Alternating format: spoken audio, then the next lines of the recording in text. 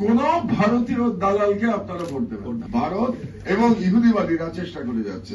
বেগম খালেদা জিয়া ছিলেন, কিন্তু তিনি এখন অসুস্থ, বয়স হয়েছে। কাজেই বেগম খালেদা জিয়ার পরে আমরা তো আর সেই ধরনের নেতা রাজনৈতিক অঙ্গনে বেগম খালেদা জিয়ার রিপ্লেসমেন্টই তো আমরা দেখতে পাচ্ছি না। এটাই তো বাস্তবতা। সুতরাং নেতৃত্বের দুর্বলতা তো আমাদের আছেই। তাহলে এখন আমাদের মূল কর্তব্য হচ্ছে আমাদের নিজেদের ইউনাইটেড হওয়া। এখন ইউনাইটেড হতে গিয়ে আপনি বলেন তো, আমি নিজেই তো সংখ্যা জানি না, বাংলাদেশে ইসলামী দলের সংখ্যা কতগুলো। এইটা যদি হিসাব করা যায় তাহলে তো মানে অবাক হয়ে যেতে হবে। তারপরে আরো তো আমাদের সমস্যা আছে। যেমন ধরেন, শেখ হাসিনা 15 বছর যে বাংলাদেশে যে জুলুম চালালো, মুসলমানদের উপরে যে অত্যাচার করলো, সেই সময় শেখ হাসিনার কাছেও তো অনেক আলেমরা আত্মসমর্পণ করেছিলেন না? একটু আগে আমাদের এক আগের বক্তা সালাউদ্দিন আইয়ুবীর কথা বলছিলেন যে তিনি কিভাবে আলেমকে মৃত্যুদণ্ড দিয়েছিলেন। তো কাজেই এই সমস্যা আমাদের হাজার বছর ধরে চলে আসছে।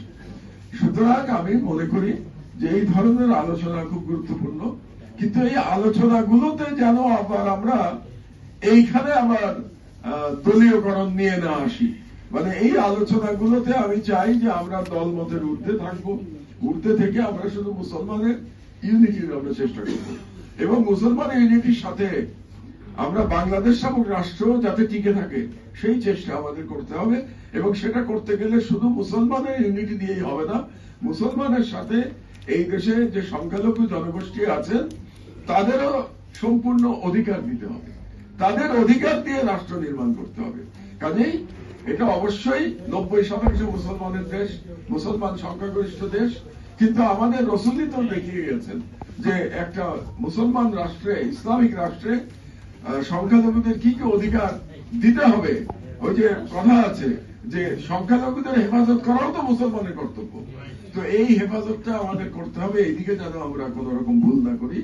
এবং আরেকটা বিষয় আপনাদের মনে রাখতে হবে যে সারা পৃথিবীতে আমরা একটা ইসলামোফোবিক দুনিয়াতে বসবাস করছি।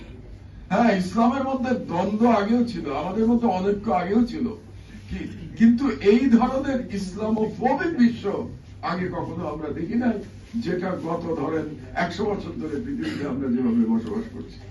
এই ইসলামোফোবিক বিশ্বে আমাদেরকে বিপদে ফেলার জন্য সবাই চেষ্টা করছে।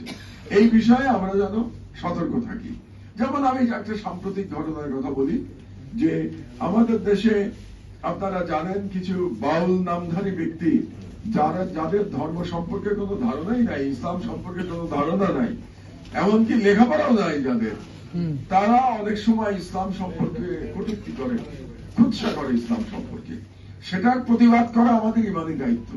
কিন্তু প্রতিবাদ করতে গিয়ে আমরা যেন আবার জুলুম না করি, কারণ আমরা যদি আবার জুলুম করি প্রতিবাদ করতে গিয়ে, তাহলে হবে কি সারা পৃথিবী আমাদেরকে ক্ষতি করার জন্য বসে আছে। বিশেষ করে আমাদের পার্শ্ববর্তী দেশ যে ভারত বাংলাদেশে কিন্তু চায় না যে বাংলাদেশে একটা শান্তিপূর্ণ অবস্থা তৈরি হোক, এবং তারা একেবারেই চায় না শেখ হাসিনার পতনের পরে এই দেশটা স্বাধীনভাবে টিকে থাকুক, এটাই ভারত চায় না।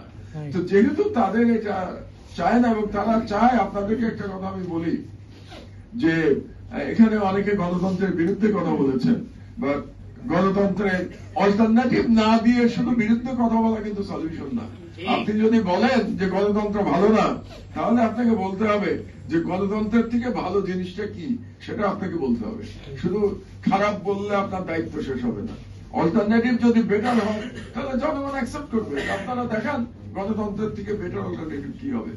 কিন্তু আমি আপনাদেরকে যেটা বলতে চাচ্ছি এবং সতর্ক করতে চাচ্ছি, ভারত কিন্তু চাইবে না যে ফেব্রুয়ারিতে একটা শান্তিপূর্ণ নির্বাচন বাংলাদেশে হোক।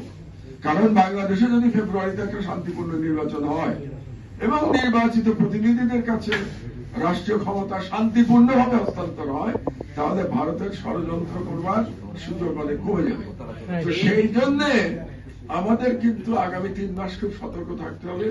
দেশে এমন কোন পরিস্থিতি তৈরি করতে দেওয়া যাবে না যাতে করতে আমাদের এই গণতান্ত্রিক অগ্রযাত্রা ব্যাহত হয়। সেখানে আমাদের হক ভাই ঠিক বলেছেন যে নির্বাচন করবার সময় আপনারা দয়া করে একটু প্রার্থীর দিকে তাকাবেন, শুধু মার্কার দিকে তাকাবেন না। একটা কথা সিলেটে বলে আসছিলাম, আজকে অনেকগুলো কথা হক ভাই বলেছেন।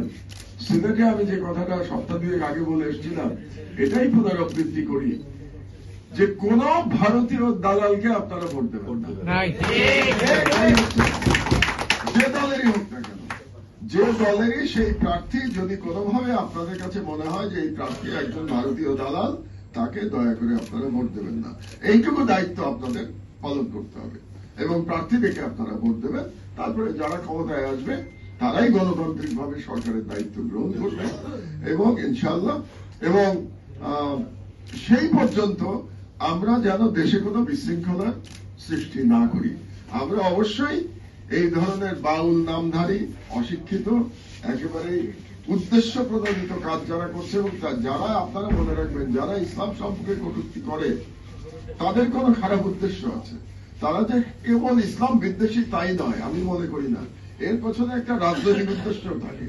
তাদেরকে এগুলি বলানো হয় যাতে করে বাংলাদেশে একটা অস্থিরতা তৈরি হয় এবং আমাদের সকলের দায়িত্ব এই ধরনের ব্যক্তিদের বিরুদ্ধে প্রতিবাদ জানানো, কিন্তু শান্তিপূর্ণ প্রতিবাদ জানানো।